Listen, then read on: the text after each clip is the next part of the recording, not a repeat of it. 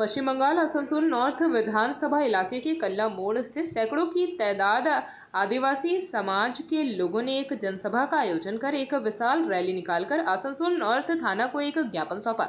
जिस ज्ञापन में उन्होंने यह मांग की कि आसनसोल ही नहीं बल्कि पूरे देश भर में आदिवासी समाज की महिलाएं रेप और हत्या की शिकार हो रही है, जिससे आदिवासी समाज का अब अस्तित्व खतरे में पड़ गया है।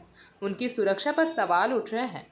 ऐसे में उनकी सुरक्षा सुनिश्चित करने के लिए पुलिस ही नहीं बल्कि जिला प्रशासन और यहाँ की सरकार को कोई ठोस कदम उठाना होगा, अन्यथा वह उग्र आंदोलन करने को बाध्य होंगे। আমরা অবগত রয়েছি যে আমাদের পশ্চিমবঙ্গে সহ ভারতবর্ষে সারা ভারতবর্ষে বিভিন্ন জায়গা আমাদের আদিবাসীদের ওপর বিভিন্নভাবে বিভিন্ন সময়ে অত্যাচার হচ্ছে বা কেউ খুন হচ্ছে, কেউ ধর্ষণ হচ্ছে। আমরা দেখেছি রামপুরহাটে একটা যে নির্ঘিন জঘন্য অপরাধ ঘটেছে, যেখানে একজন সপ্তম শ্রেণীর ছাত্রীকে ধর্ষণ করে আটকে রেখে ধর্ষণ করে তাকে ক্ষতবিক্ষত করে ফেলে দেওয়া হয়েছে। তার আমরা জোরার প্রতিবাদ জানাচ্ছি। তার সঙ্গে আমাদের পশ্চিম বর্ধমানের বুকে কুলটিতে রক্তানগরের কাছাকাছি এলাকায় আমাদের এক আদিবাসী মহিলা গতকাল রাত্রে ধর্ষিত হয়েছেন, তারও আমরা প্রতিবাদ জানিয়েছি এবং তাদের কঠোর থেকে কঠোর শাস্তি দাবি জানাচ্ছি। আর একটা আমরা প্রশাসনকে জানাচ্ছি যাতে আমাদের আদিবাসীদের ওপর যে সমস্যা যে অঘটনগুলো ঘটছে দিকুদের দ্বারা, সে যাতে কঠোর থেকে কঠোর ব্যবস্থা নেওয়া হোক।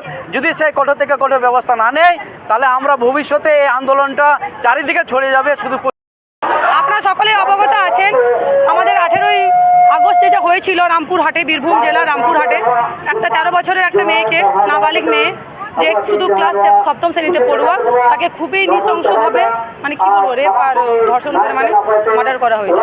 আর তার বডিটুকু মানে টুকরো টুকরো করে কেটে দেওয়া হয়েছে, যেটা আমাদের মুখে মানে বলা যাবে না। এরকম একটা ঘটনা ঐতিহাসিক একটা ঘটনা ঘটেছে। তার জন্য আমরা এখানে ভারত জাকাত মাঝি পারগানা মহলের ডাকে আমরা সিধু কানু জুমিদ গাঁওতা আর ধানডারি জুমিদ আখড়া আমরা এগুলো সম্মিলিত হয়েছে।